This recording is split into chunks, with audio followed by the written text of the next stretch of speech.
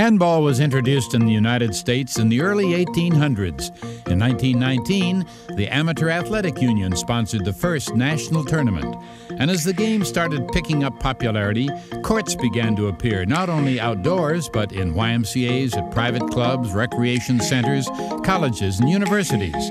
Players learned their craft on 1-, 3-, and 4-wall courts, and as the years passed, a few great names began to dominate the game and win successive tournaments. These players combined talent with a fierce competitive spirit. They were called champions. Welcome to the Hall of Fame Handball Champions video. Hi there, this is Art Linkletter, sitting courtside with fellow handballer Ed O'Neill. Hi Art, nice to be here. In 1951, when the United States Handball Association became the national organization for handball, it initiated inductions into the Hall of Fame. Only 26 players hold the exalted title of member. Now this video brings you 19 Hall of Famers who brought new and decisive elements to the personality of the game. So sit back and share with us the thrill of championship play. Our video begins with the 1952 USHA Nationals at the Detroit YMCA. Here in the semifinals, defending champion Walter Plekan from Buffalo takes on the 1950 champion Ken Schneider of Chicago. Now, first thing we notice, Art, is the defensive nature of their offhand. But as you watch Kenny bury a right hand kill off the back wall, you realize their strong arms were as deadly as our players of today. This was a grudge match, and in the finals of the 1950 Nationals in Chicago, Plekan used his sharp breaking hooks to spell the difference in a narrow, hard-fought victory over Schneider.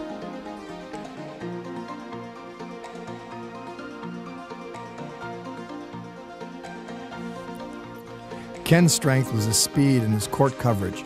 Now watch as his uncanny anticipation places him in perfect position to hit a level sidearm kill.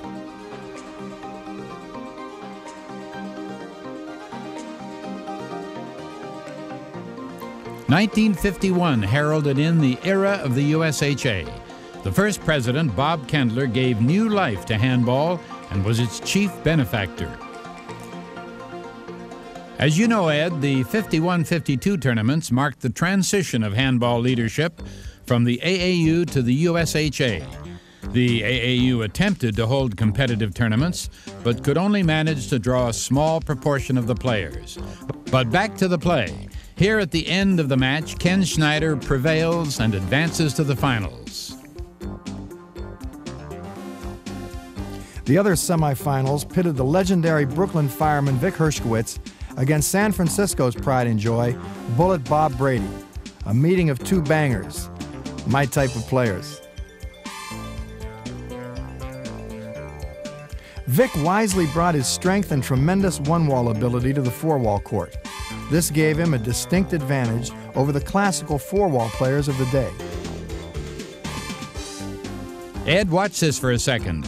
Vic's overhand left to the ceiling, seen here, ushered in a new era in the offensive use of the offhand.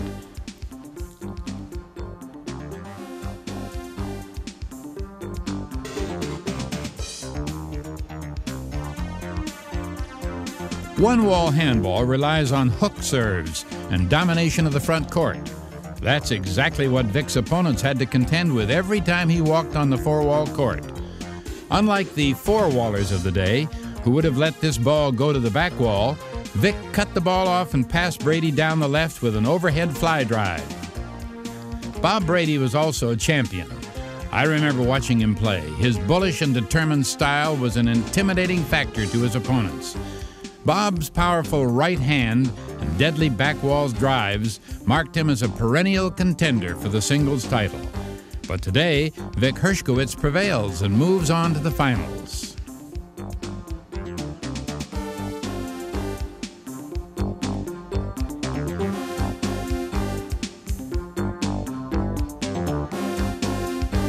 Ken Schneider serving to Vic Hershkowitz with the 1952 National Singles title on the line. As the USHA brought in a new leadership of the sport of handball, Vic Hershkowitz introduced a new dimension to the play.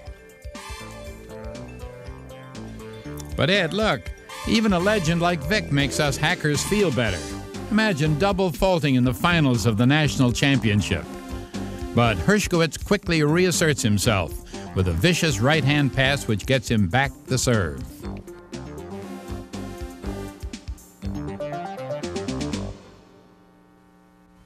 In this hotly contested battle, Ken Schneider, using all his experience and court savvy, moves Vic around the court and takes the advantage.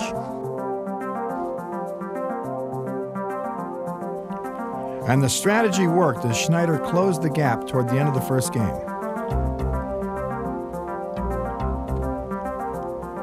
But a perfectly executed right-hand fly kill earns Vic the first game.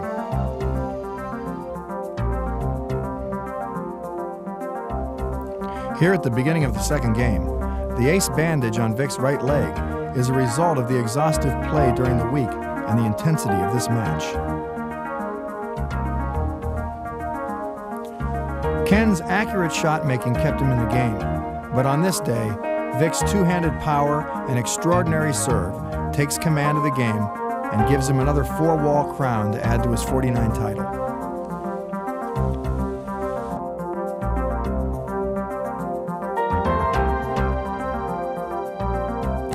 Our camera focuses on the 1957 AAU Nationals at the Olympic Club in San Francisco. On the way to the finals, Bob Brady had to take on 21-year-old Johnny Sloan. Sloan was the talk of the handball world when, at the tender age of 18, he won the YMCA national doubles with veteran Jack Gordon. But Brady was not to be denied as he defeated Sloan in two, going on to win the singles title in a thrilling three-game battle over Jim Jacobs. The very next year, the maturing Sloan will go on to achieve handball's Grand Slam by winning both the singles and doubles titles.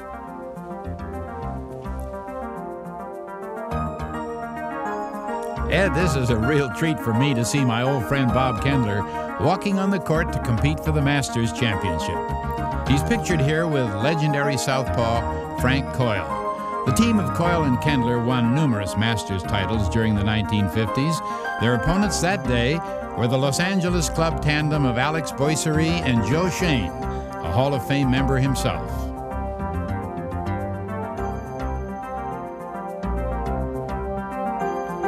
The doubles finals matched the Chicago team of Johnny Sloan and Phil Collins against the Los Angeles duo of Jim Jacobs and southpaw Maury Singer. The combination of Sloan's court generalship and Collins' whip-like right hand made them the most feared team of the era. Johnny's pinpoint accuracy, together with Collins' shot-making, controlled the tempo of the match and kept Jim from taking charge.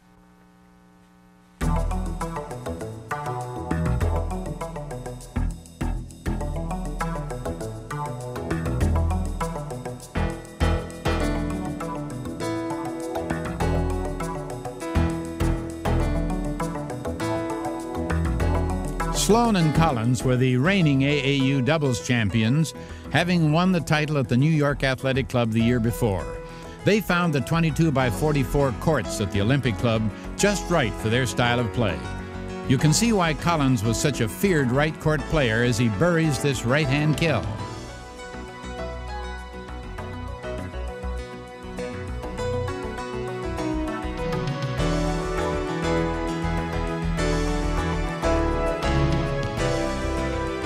Collins once again shows his devastating power by flattening Maury Singer's serve and putting the side out.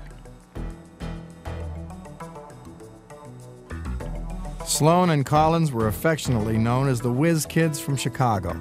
They represented, along with Jacobs, the new breed of handball players.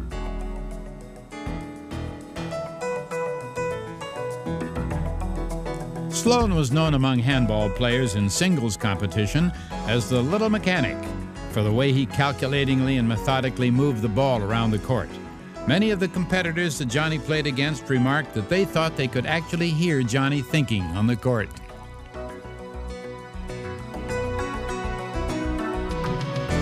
Here in the 1957 AAU Nationals, Sloan and Collins score an impressive victory over Jim Jacobs and Maury Singer and add another doubles title to their spectacular record. Here we are in the finals of the 1961 USHA Singles Championship at the Denver YMCA. It's a young Johnny Sloan at the height of his career, taking on the still dangerous Vic Hershkowitz. Let's listen to the live TV commentators call the action as it happened in one of the first ever TV broadcasts of handball. Where the point was given to Sloan. Thank you very much, Bob, for that explanation. Now then, Hershkowitz is in the service box. Receiver, Sloan. Over the shoulder. Beautiful control. You're seeing the best handball. Hand out. 19, playing 12. 19-12.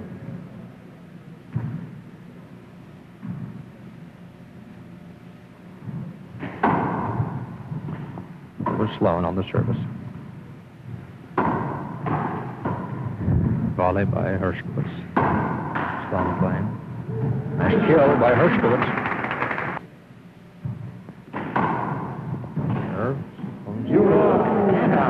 Nice recovery. And a kill by Sloan. By John Sloan. Serving.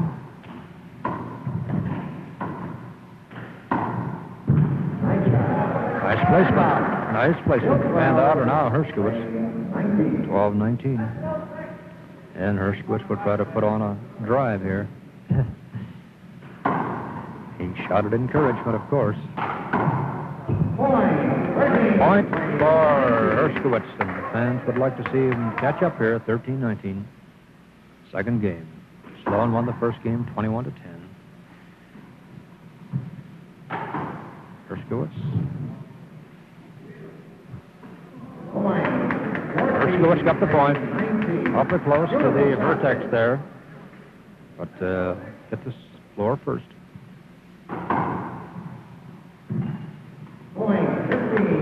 On the race.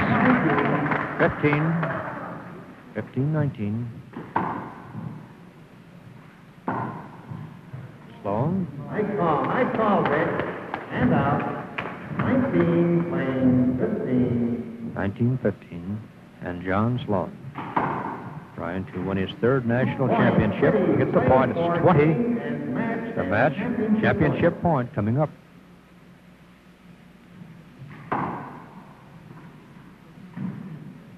It's John Sloan. This could be the big one right here. Sloan using the ceiling. Hit the railing. Hinder ball. Hinder ball hit the railing. 20-15. Sloan won the first one, 21-10. All right. Hershkowitz ready to receive.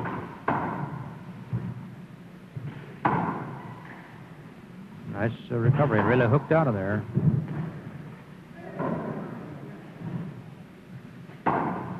Sloan. Beauty. Hershkowitz fighting for his life on this last point.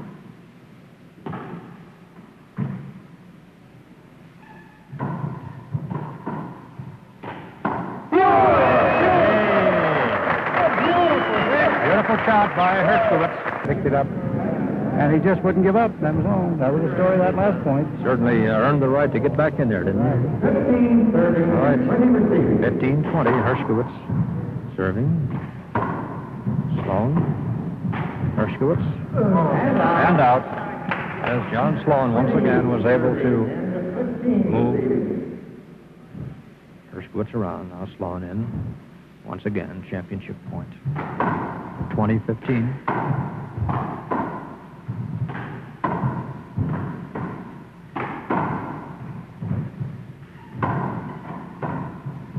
And a fight to get out of the way of that one.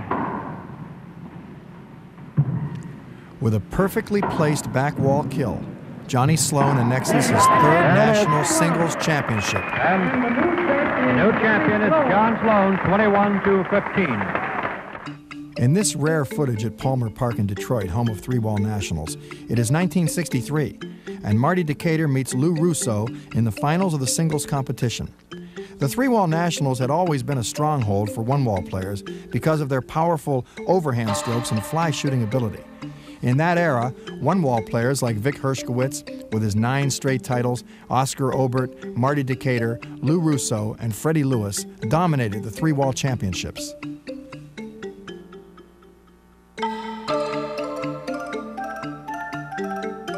Watch as Lou Russo makes a fine get, only to have Decatur hit a perfectly placed fly drive. The Palmer Park three-wall court was 22 feet wide and 44 feet to the long line, and 20 feet past that to the stands. Much of the play took place 50 to 60 feet from the front wall of the court. It was big. You really needed an arm to compete here. Russo was the National Juniors champion in 1960 and 1962. This is his first open singles finals, and although this was not his day, he will go on to win numerous singles and doubles three-wall titles.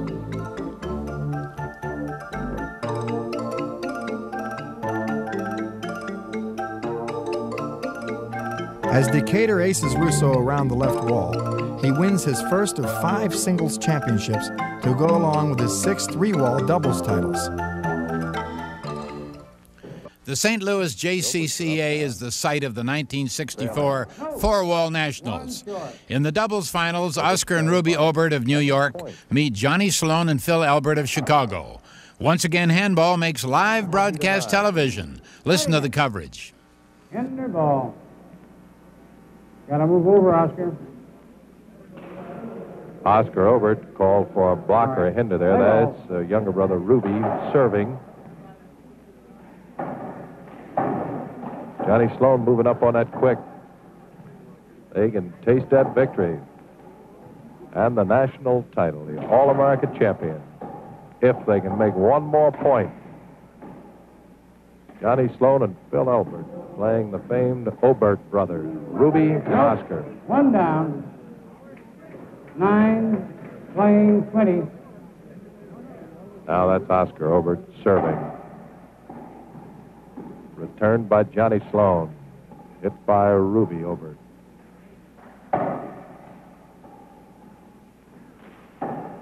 There's no tomorrow for the Obert brothers now. This could be their last serve. Oscar playing a little bit more cautious than he usually does. There's Oscar. He missed it. 20, plays 9. You're playing for game point tonight. All right, now this is the game point. Only the server can score. Only the server can score. And Sloan and Albert need 1 point for the All-America Championship of the doubles. That's all they need. They're at point right now. There's Johnny Sloan. They're 1 down. Only the server can score a point. Johnny Sloan nails a right-handed fly killer and shows the handball world why he is one of the premier doubles players of all time. And Phil Albert of Chicago, Illinois. The Masters doubles competition in 1964 is a meeting of 4 all-time great legendary Hall of Famers. It's Ken Schneider and Gus Lewis of Chicago against Frank Lefty Coyle and Vic Hershkowitz. Schneider and Lewis won the first game, but are trailing at the end of the second game. Great shot by Ken Schneider as he passed him along the wall.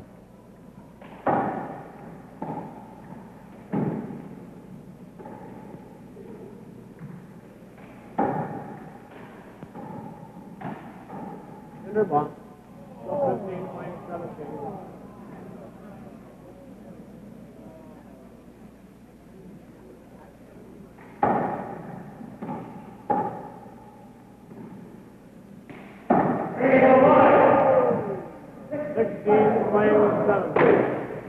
Now 16-17, Lewis and Schneider trailing by 1. Won the first game in the best 2 of 3, 21-9. Score the first. 17 up. Ball game tied at 17. 21 to win it.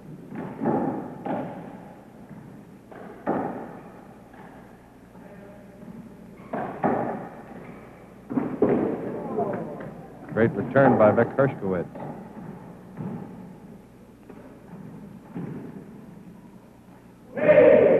Point.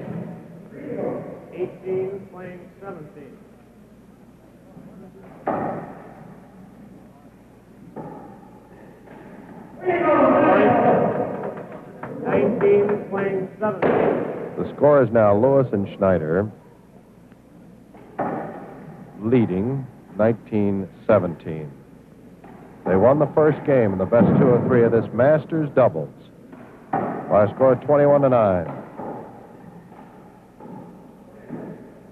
They win this one, they are the champions.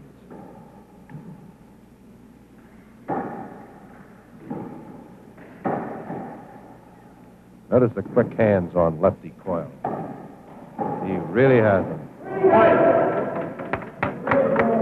20, playing 17. Point now, they're at 20. One more point and they win it. You're seeing 4 of the great players the game of handball has ever known right now. All former champions. Gus Lewis thrills the audience with superb shot making under pressure to run out the game and capture the championship. 40 all for the other, and it's over. Gus Lewis and Ken Schneider win the Masters Doubles Championship. In 1964, the New York Athletic Club hosts the first ever World Championship in an 8-man round-robin singles competition. Jim Jacobs, the reigning national singles champion, takes on Bernie Pritchard of Canada. Charlie O'Connell, longtime AAU chairman and friend of handball, is calling the action with TV commentator Jack Whitaker. Away against Bernie Pritchard of Canada.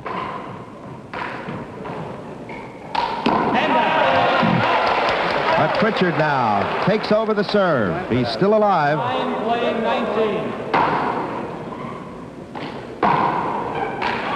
Handball. Replay. In the ball. Jimmy didn't have a clear shot at it. It's 9-19.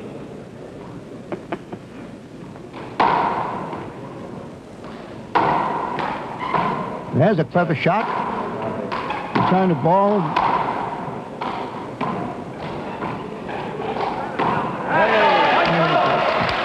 Got him, Bernie. 10 playing 19. 19-10. Pritchard still alive. And out. Beautiful shot. But now 19 playing 10. Jimmy Jacobs takes over the serve at 19-10 and a chance to run it out. 19 playing 10. 21 points game.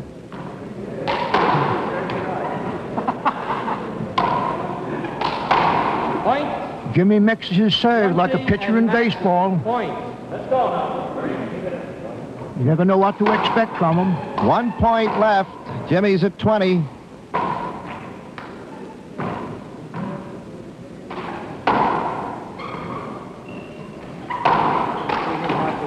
And that's it. The 21st point, the game, and the first World Championship for Jimmy Jacobs defeating Bernie Pritchard of Canada. It's 1967 in San Francisco, and Paul Haber defends the singles crown against the Twin Cities' Bill Yambrick. This is a revenge match, as Yambrick had lost to Haber the year before. Paul exploded on the handball scene with his thrilling singles title victory in Salt Lake City in '66. His smooth, swinging two-handed play and uncanny ceiling control from anywhere on the court kept his opponent constantly on the defensive. These skills must have been honed under the watchful eye of Sam Haber, his father, and fellow Hall of Famer.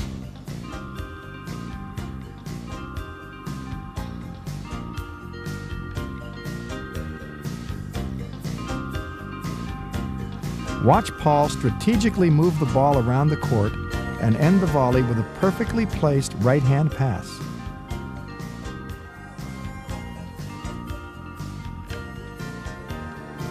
Although remembered for his superb ceiling play, watch Paul drill this left court kill.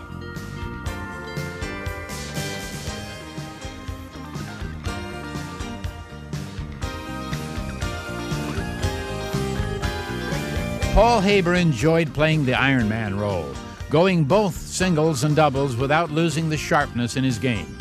He dominated four-wall play from the mid-1960s to the early 70s, as he captured the crown in 1966, 67, 69, 70, and 71. Paul won the first game, and here in the second, he's moments away from winning his second singles title.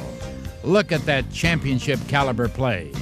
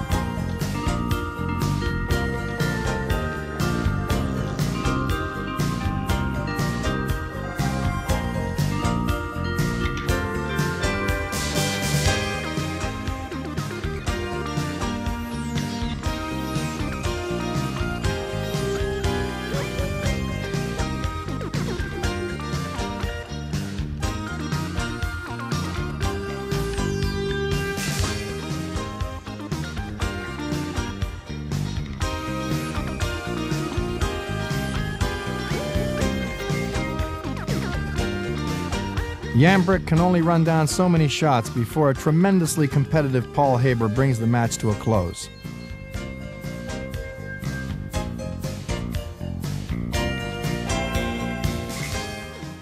One of the most intriguing matches of all time. The scene, the colorful Avenue P courts in Brooklyn, New York. The competitors, Jim Jacobs, generally acknowledged as the greatest four-wall player of all time, versus the reigning one-wall national king, Steve Sandler. Unbelievably, Sandler is playing the match with only his left hand. Now you'll notice Sandler is able to hit his backhand strokes and still maintain his control and court position. No matter what Jacobs tries, Steve is able to move Jim from side to side, knowing that Jim's four-wall strokes would not enable him to keep the ball within the lines.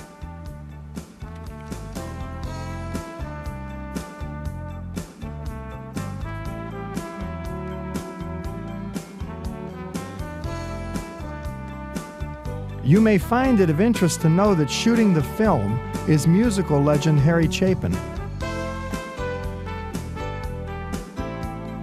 Let's watch this match between these two Hall of Famers. See why Steve Sandler is acclaimed as one of the greatest one-wall players of all time.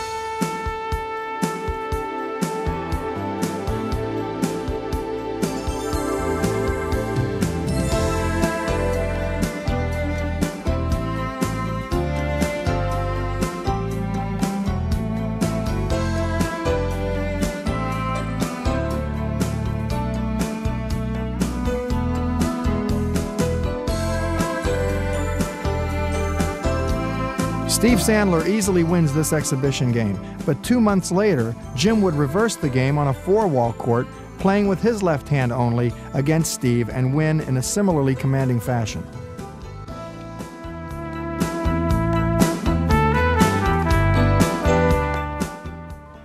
'68 Nationals, Stuffy Singer versus Ray Nouveau, with Jim Jacobs calling the action.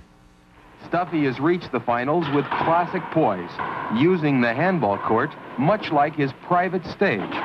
It's to be noted that the outstanding talents of players such as Billy Yambrick, Steve August, Marty Decatur, Paul Haber, and Buzz Shoemate were also contesting this championship. But Ray Nouveau and Stuffy Singer alone remain undefeated. Let's pick up the action.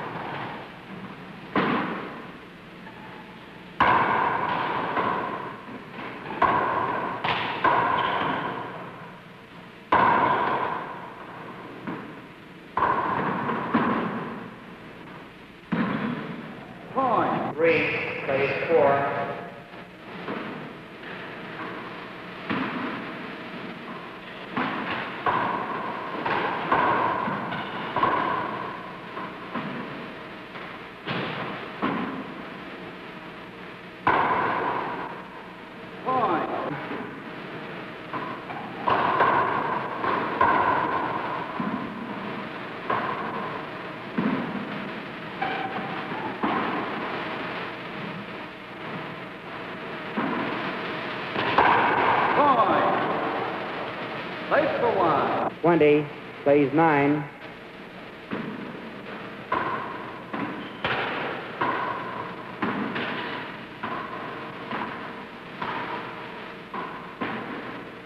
Stuffy ends the first game with a classic kill, winning 21-9. Ray Nouveau comes back to win the second, and here in the third, it's anybody's game.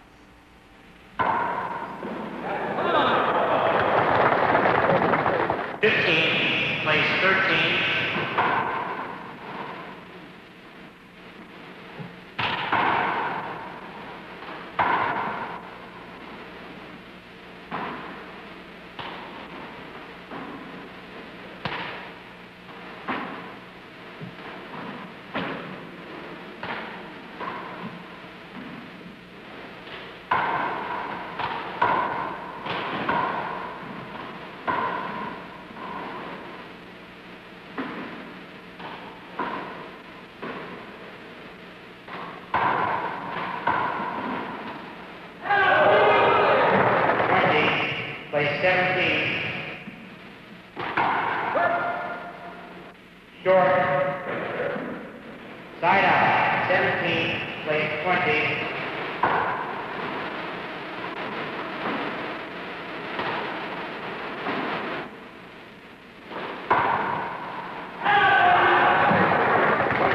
Place 17.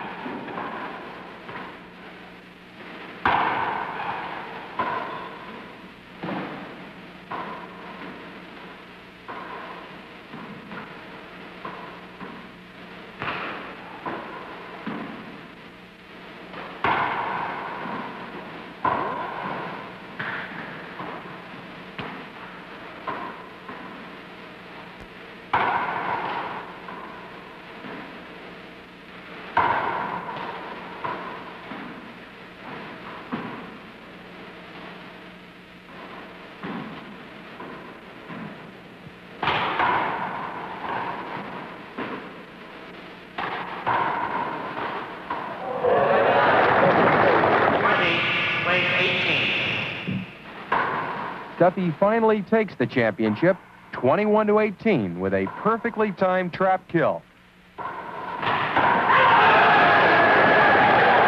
Duffy's father then charges into the court.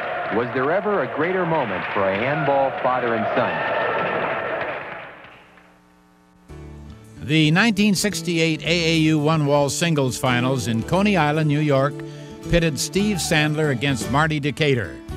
The general consensus among one-wall experts was that Steve Sandler's overall court generalship would be the deciding factor in this finals competition. But the powerful serves and accurate kill shots of Decatur made this a very competitive match. Just the day before, these two competitors teamed together to win the doubles crown over the experienced New York Athletic Club duo, Carl and Ruby Obert, in 3 grueling games.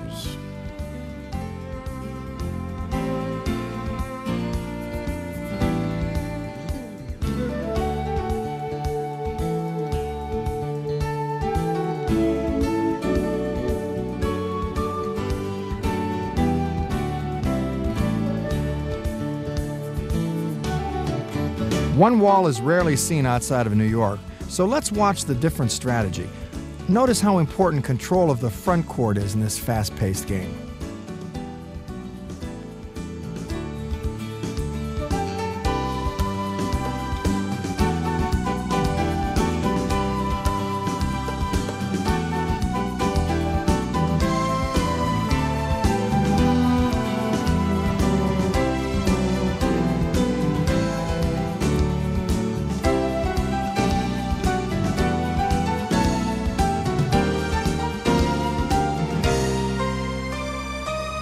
Watch Decatur use his free-swinging left to put away this fly drive.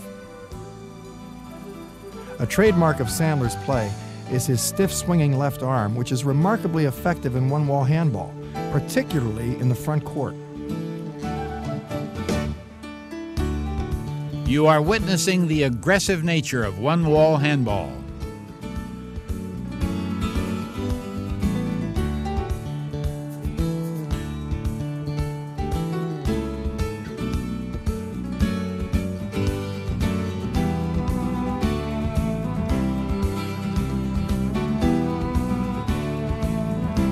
Decatur pulled out the first game with his awesome serves. In one-wall play, points can be scored machine gun style because of the serve-and-shoot nature of the game. Here in the second, the outcome is still in doubt.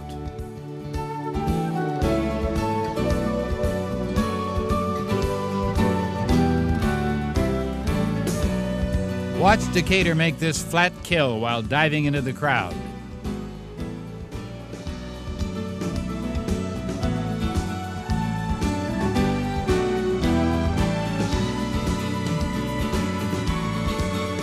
Another ripping right hand by Decatur brings him 1 point from the title. An ace serve finishes out the game, match, and the 1968 one-wall championship.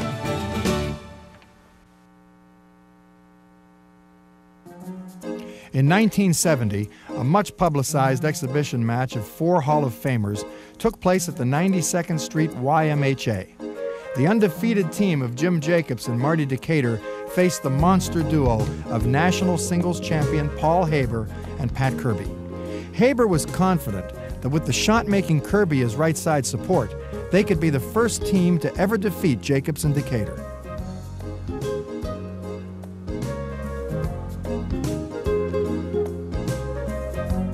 Pat Kirby, seen hitting this back wall kill, was known as the Weekend Warrior for his incredible success in winning 2- and 3-day weekend competitions over the greatest players of the era, including Hall of Famers Paul Haber, Lou Russo, and Stuffy Singer.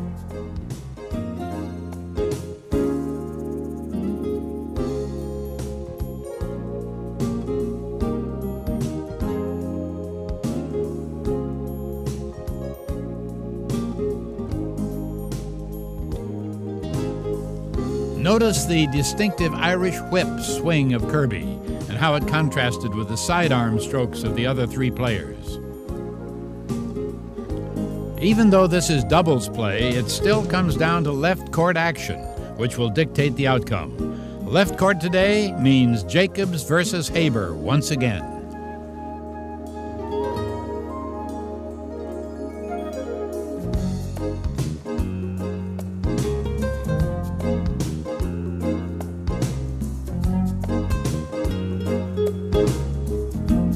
After a sensational volley, watch Paul Haber bury a left corner kill off the back wall.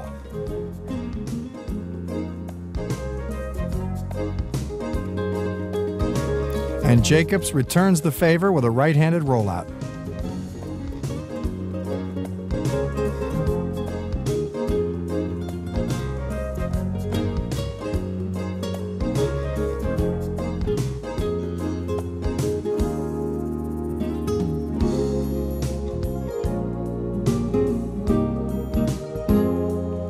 Kirby's Irish whip relentlessly attacks, finally passing Decatur on the right.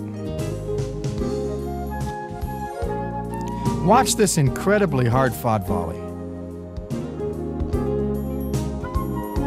We are fortunate that this rare footage exists of these 4 outstanding players in this memorable match.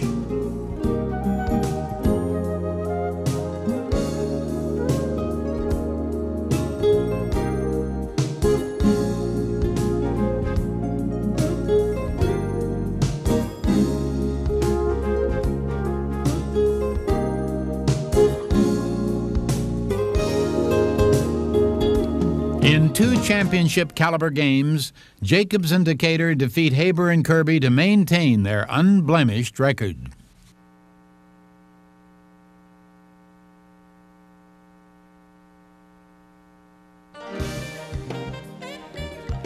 Never tell a handball player not to play against the wall. In 1971, 3 Hall of Famers traveled to Germany as part of an Air Force-sponsored tour. Jim Jacobs, Marty Decatur, Stuffy Singer, and their military escort, Captain Tom Vail, found an outdoor wall to play. It happened to be the dividing line between East and West Germany. The border guards warned them to stay away, but with gloves, handballs, and a lot of guts, the foursome found what they thought was a safe service zone and began to play. A half an hour into the game, Stuffy Singer hit the ball over the wall, and our 4 heroes ran for the getaway van, led by the cameraman. Consequently, there's no film of that action.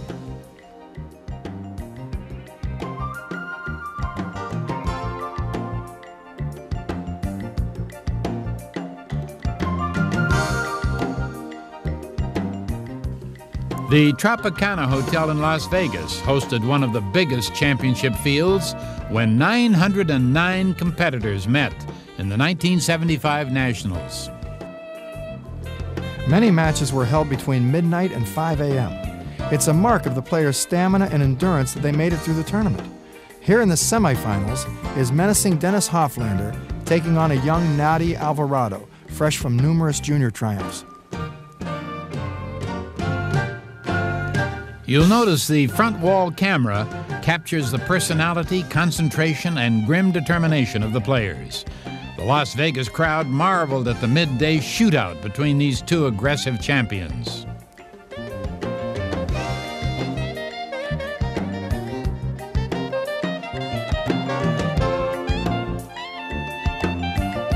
Art, isn't it fun to watch Noddy at such a young age demonstrate so much ability and poise? In Dennis Hoflander, Noddy is taking on one of the most feared players of the day, capable of hitting a 38-foot kill shot with either hand.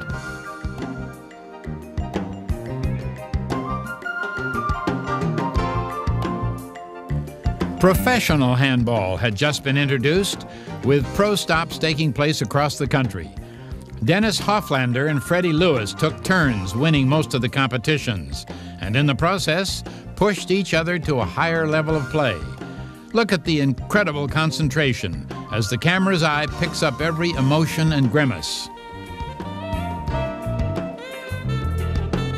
In the years to come, Noddy's play will usher in a new style which takes the emphasis away from defense and the ceiling. The focus will become an all-out attacking and shooting game played below the waist. Art, typical of Alvarado's style, we see him go on the offensive on his return of serve and roll the ball out. Watch the expression on Dennis's face as he flattens the shot.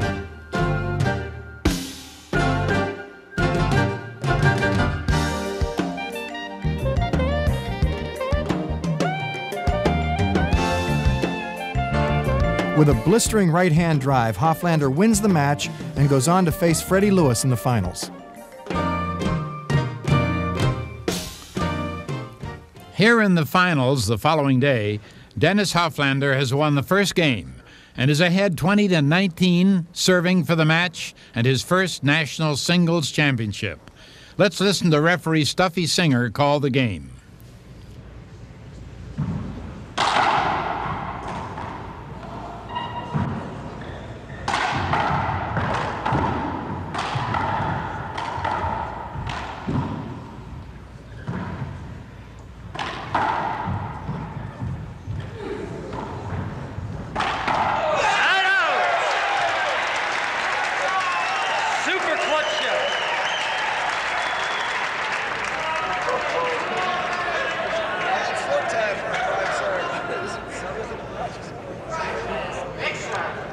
Lewis serving.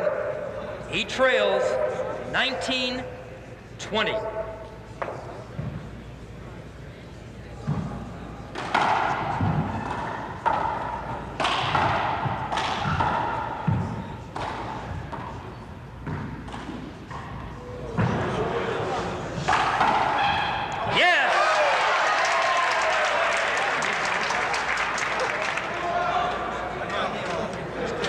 We're together at 20.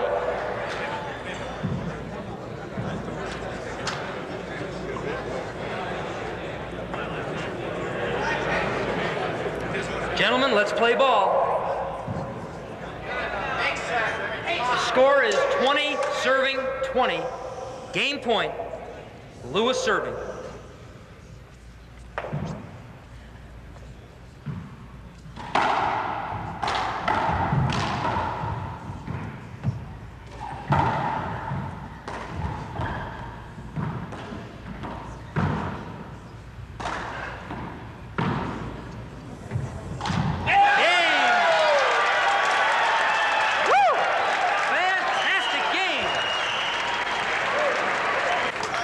Tied again, 17-17, third game, National Professional Championship on the line.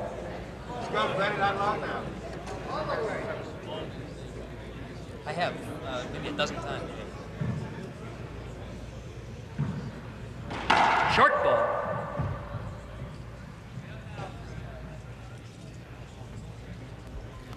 Steady Freddie had the ability and patience to drive with either hand, forcing his opponents to constantly turn, keeping them on the defensive. He was the ultimate percentage player who rarely erred. Every player of the day had to contend with Freddie's incredible choice of shots. Point. Nice call, Dennis.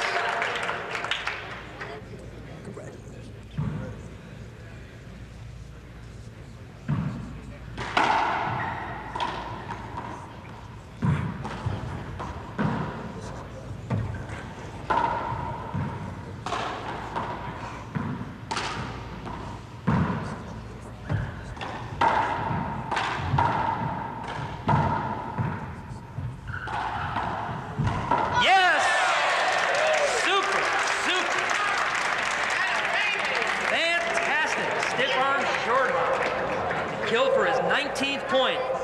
Lewis now serving. 2 points to go. 19-17.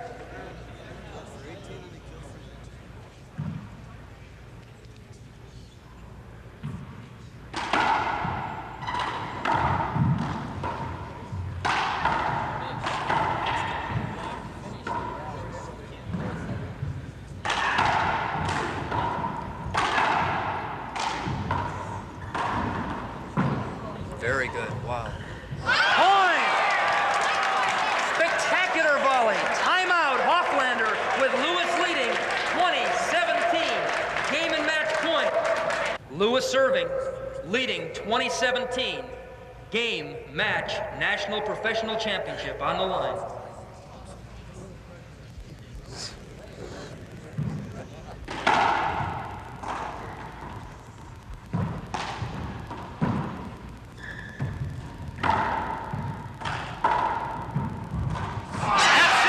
In 3 hard-fought games, Fred Lewis fights off the challenge of Dennis Hoflander to win his 3rd national 4-wall title.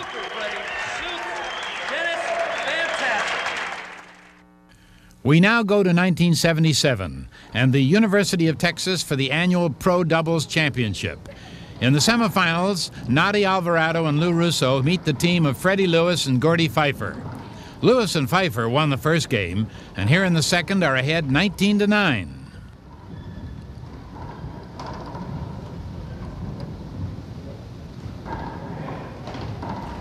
Thinking back to the great doubles teams like Sloan and Collins, Jacobs and Decatur, I have to include Lewis and Pfeiffer. I'd be hard-pressed to pick a winner if they were to compete, but I sure would have loved to see them match up. As Pfeiffer serves, let's watch this exciting action.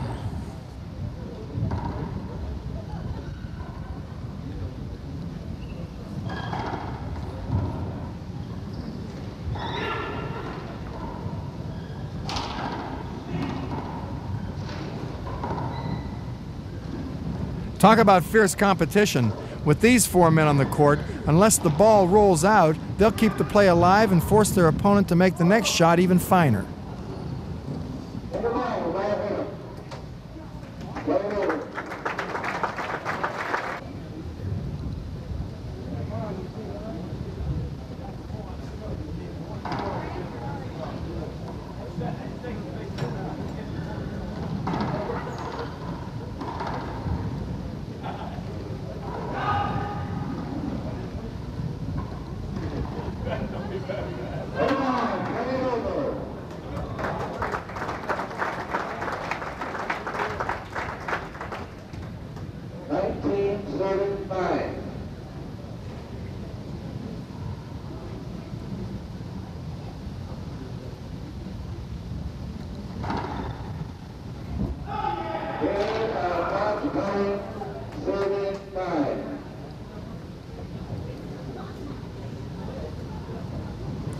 Pfeiffer and Lewis close out this match and go on to defeat Terry Muck and Dennis Hoflander in the finals. This resounding victory clearly earns them a place as one of the great doubles teams of all time.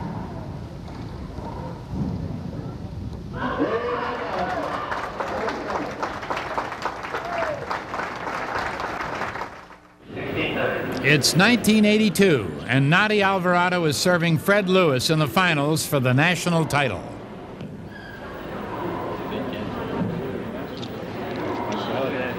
You're seeing a spectacular volley with great drives and gets that ends with a beautiful 2-wall left corner kill from the left of Alvarado.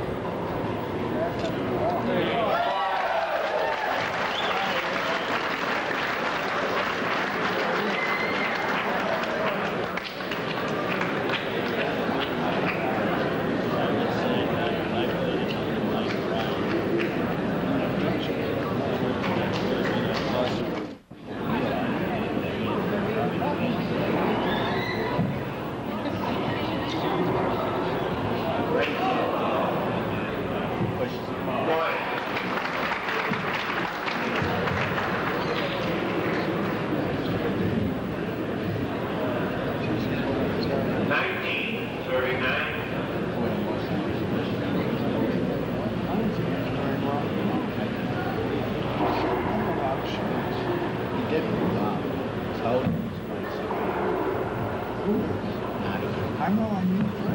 No, it's Brady. I didn't say anything about Brady. I said Brady's turn. Yeah, not even.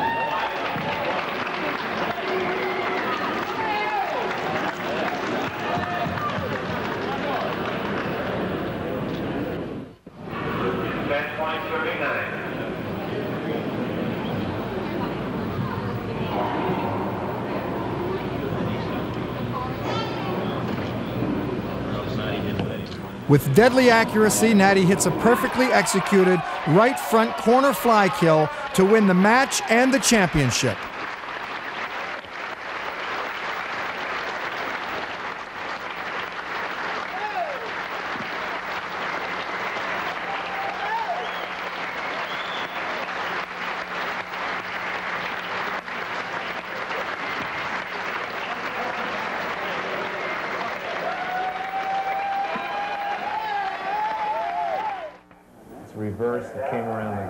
We're at the 1986 Nationals, and Vern Roberts, former four-wall and three-wall doubles champion, has dominated his bracket.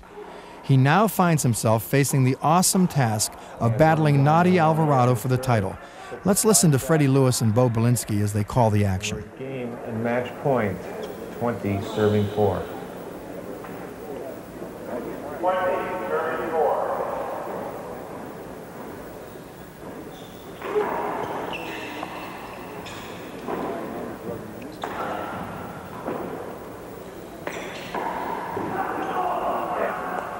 Vern taking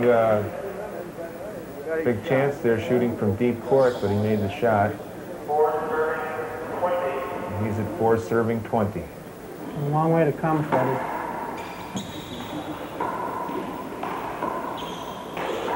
Well, we've seen stranger things happen. Well, that is true. I remember a match in Florida with 19-2, and another guy switching around, making it 21-19, then winning the match.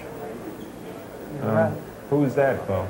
I believe that was Lou Russo playing against Terry Muck in '79 in Florida. God, you got a hell of a memory. I can't remember back that far. It was one of those matches, 19-2. You think you're going to win it, and Russo just let up, and then Muck couldn't miss a shot, and went on to beat him 21-19. Alvarado, demonstrating his championship play, strokes another beautiful left corner kill to notch a record 8th national singles crown. Nati Alvarado, number 8. Really tough. There you see the score is 21-15, 21-4. And I think that tells the story. It's the tiebreaker in the 1990 Atlanta Nationals, and the 6'3" John Kendler has taken everything that Nadi Alvarado can dish out and has been equal to the task. The fast-paced two-fisted action is breathtaking, as the match's outcome is in doubt up to the final point.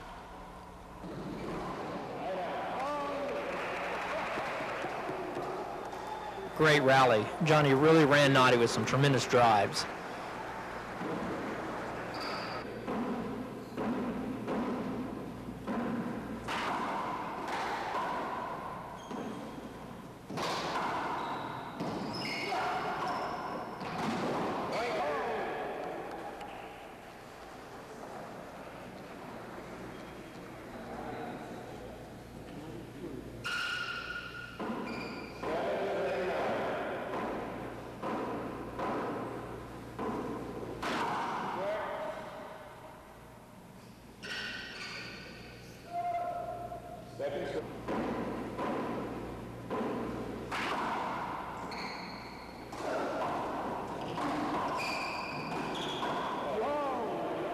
This kill almost defies description.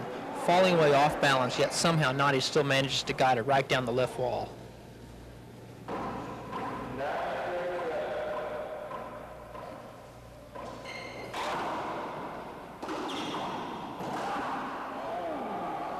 Again, Nadi was there, but was unable to punish John for what was basically a very poor service return.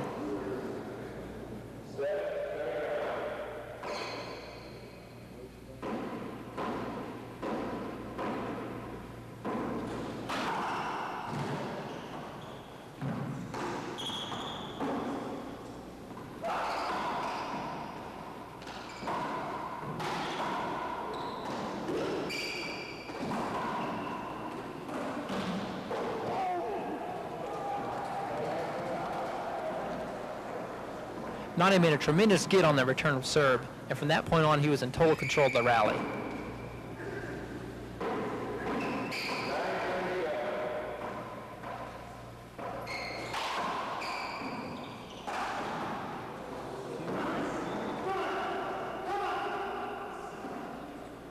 John's second error off the Z serve.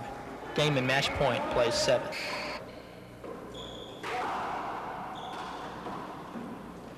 Natty takes his trademark climb up the front wall to punctuate this brilliant, hard-fought victory. What a fitting conclusion to 5 decades of championship play.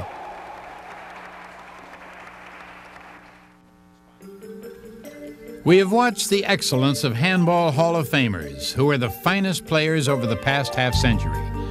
The future of handball is in good hands. The current crop of talented young players are playing extraordinary handball with great skill. They're well on their way to becoming our future Hall of Famers.